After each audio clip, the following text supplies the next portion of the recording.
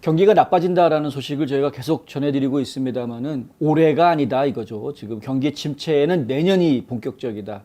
얼마 전에도 JP 모건의 CEO 이야기를 전해드렸습니다. 그 CEO 하는 이야기가 6개월에서 9개월 뒤에 경기 침체가 올 것이다라는 이야기를 했었고요. 그것이 내년 1, 4분기 내지는 2, 4분기에 경기 침체가 올 수 있다라는 이야기로 저희가 설명을 해드렸는데 좀 다른 곳에서도 뱅크 오브 아메리카, BOA는 이제 뱅크 오브 아메리카 말씀드리는 거고요.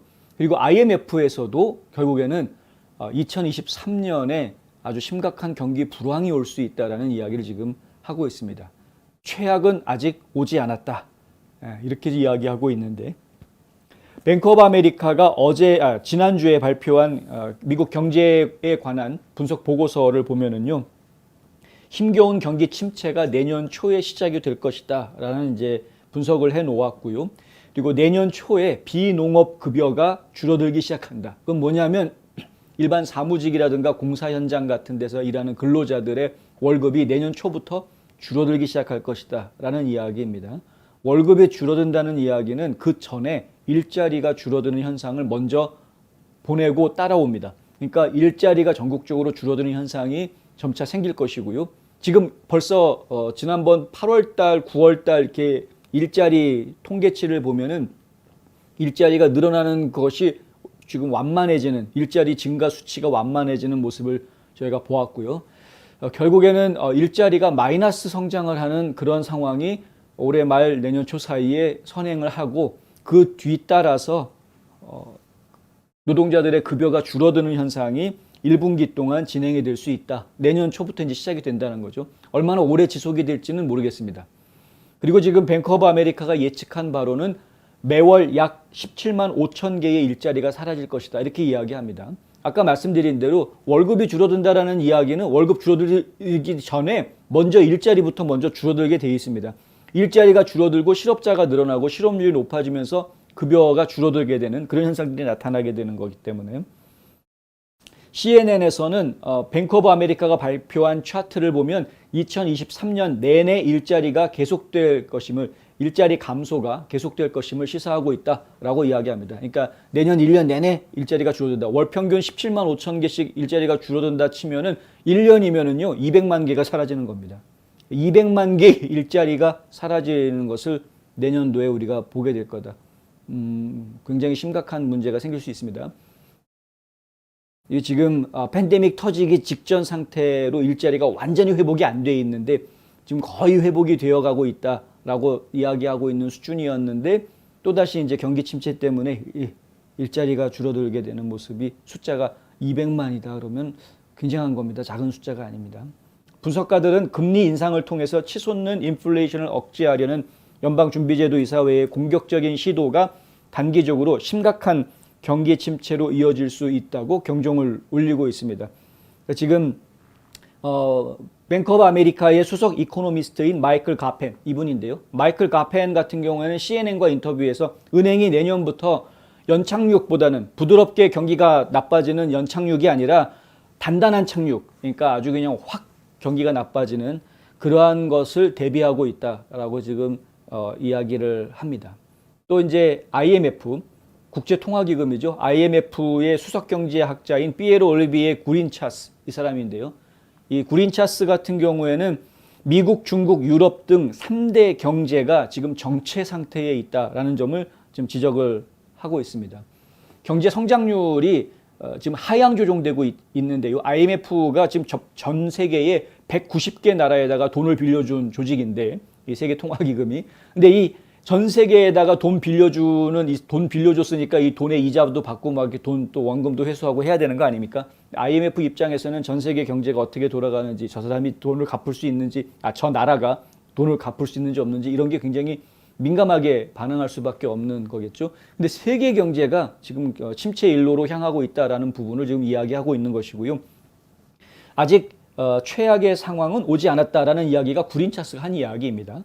이 구린차스가 한 이야기는 2023년 전 세계의 많은 사람들이 불황처럼 느낄 것이다라고 이야기합니다. 불황을 느끼게 될 거다. 불황. 이건 경기 침체보다 좀 더 심각한 상황이 올 거다라는 이야기입니다. 그러니까 심각한 경기 침체를 지금 예상해야 된다. 오늘 나온 이야기입니다. 구린차스 이야기는 IMF는 최근 전망에서 올해 미국의 성장률 전망치를 지난 7월 달에 2.3%로 예상했던 걸 지금 1.6%로 하향 조정했습니다. 내년에 미국 성장률은 1%로 더 낮게 보고 있습니다. 그러니까 지금 경제 성장률을 낮게 보고 있는, 이나마 마이너스 성장이 아닌 게 신기할 정도인데 지금 마이너스 성장으로 갈까봐 염려들 하는 사람들이 많이 있고요.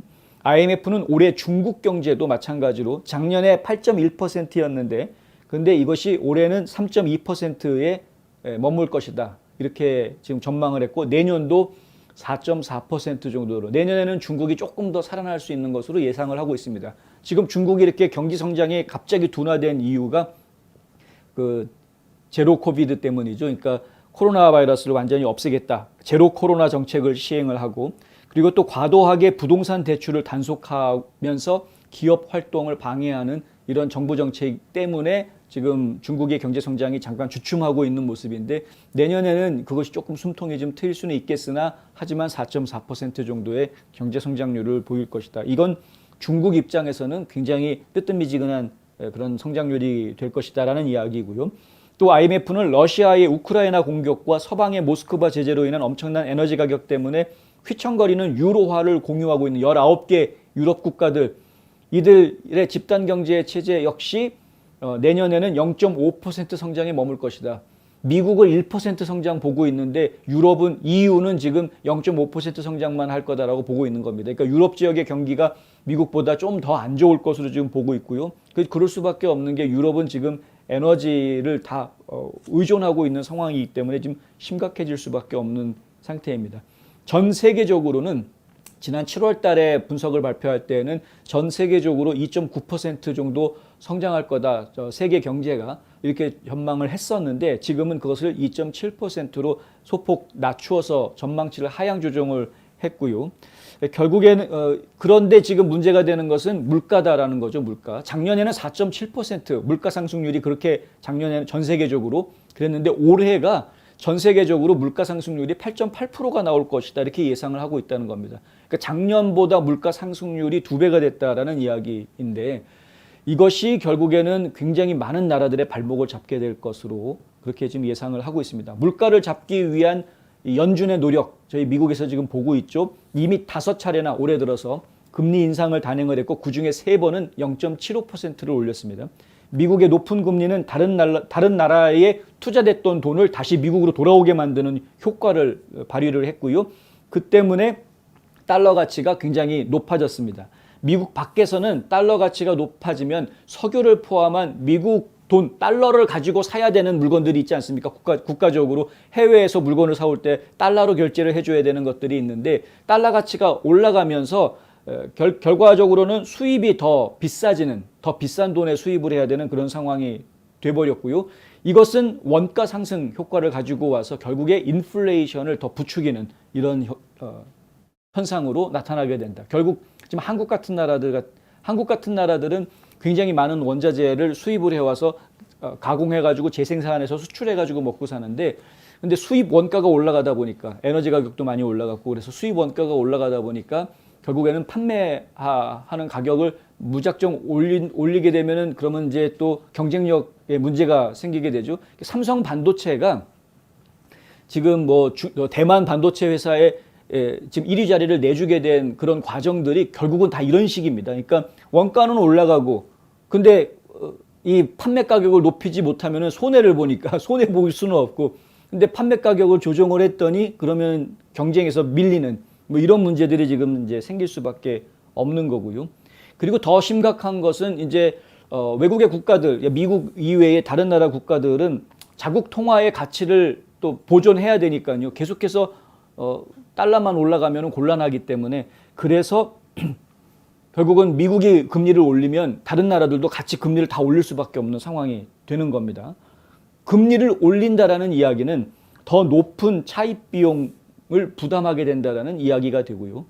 국채 같은 것들이 이제 올라가게 되고요. 결국에는 자국에도 경제적인 부담을 더 주게 되는 장기적으로는 그렇습니다. 그러니까 결국에 이 환율에 대해서 제대로 대처하지 못하면 해외에서 필요한 달러를 꼬우는 거를 제대로 할 수가 없게 되기 때문에 이른바 외환 위기라는 걸 이제 겪게 되는 그런 상황이 될 수가 있다. 한국 지금 굉장히 심각하게 준비해야 되는 상황입니다. 지금 미국이 금리 올리는 거를 한국이 열심히 하려고 해봤자 못 따라옵니다. 한국에서는 0.75%, 1% 그렇게 금리 확 올리면은 난리 나겠죠. 한국 같으면. 그러니까 지금 미국은 이런 경제 정책을 좀 더 빠르게 급박하게 추진하는 것을 견뎌낼 수 있는 힘이 있는데 다른 나라들은 이게 어렵습니다. 솔직히 미국 이외의 다른 나라들은 다 힘들다고 봐야 됩니다. 그러니까 결국에는 지금 미국에서 금리를 빠르게 올리는 것이 미국 자체를 놓고 봤을 때는 문제가 없는데 그 외에 다른 나라들이 겪는 일들은 상당히 심각한 문제들을 겪게 된다.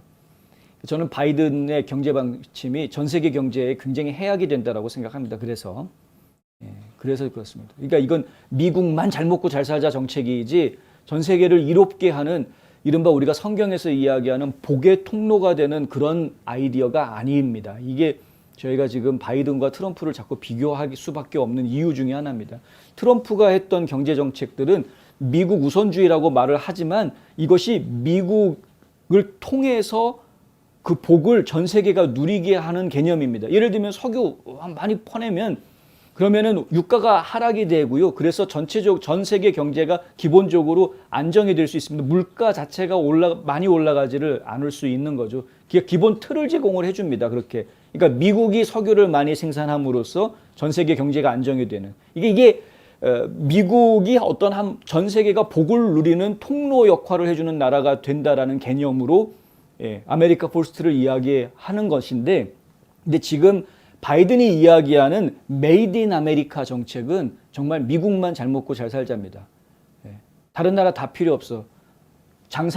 미국에서 장사하려면 미국에다 공장 지어. 뭐 이런 식이죠. 그러니까 니들이 잘 먹고 니들이 못 살거나 말거나 우린 신경 안 써. 달러 계속 올라가. 우리는 괜찮아. 달러 이자 계속 올려. 그러면 해외 투자된 돈 다 미국으로 들어올 거고 미국의 돈이 이제 투자 금액이 충분하게 되면 해외에 있는 기업들, 공장들 전부 다 미국으로 갖다 놓고 그 돈 미국에 있는 투자자들이 그렇게 해서 사들입니다. 지금 이제 과거 같으면은 해외 투자자들이 미국에다가 돈을 투자를 하는 그런 개념으로 접근을 많이 했던 것이었는데 지금 바이든 행정부에서 지금 이제 일을 진행하는 방식들을 보면은 민간 차원에서 어떤 식으로 벌어지냐면 미국 내에 있는 자본가들이 해외에 있는 우수한 기술력을 가지고 있는 기업들을 헌팅하러 다닙니다. 그러니까 니네 공장 우리 미국에다 줘. 그래야 너희들이 혜택을 받을 수가 있으니까 너희 공장 우리 미국에다 줘. 대신에 우리가 돈 대줄게. 우리가 투자할게. 이런 식으로 끌어들이고 있는 겁니다. 그러니까 미국에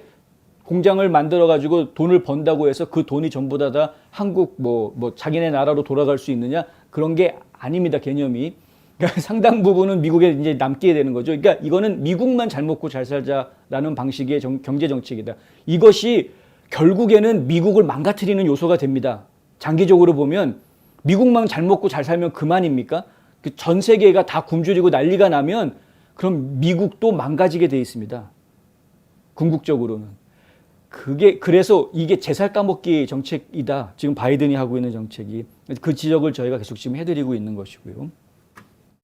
어쨌든 지금 2023년이 되면은 경기 불황이 올 것이다라는 점에 대해서는 많은 경제학자들이 이구동성으로 이야기하고 있다.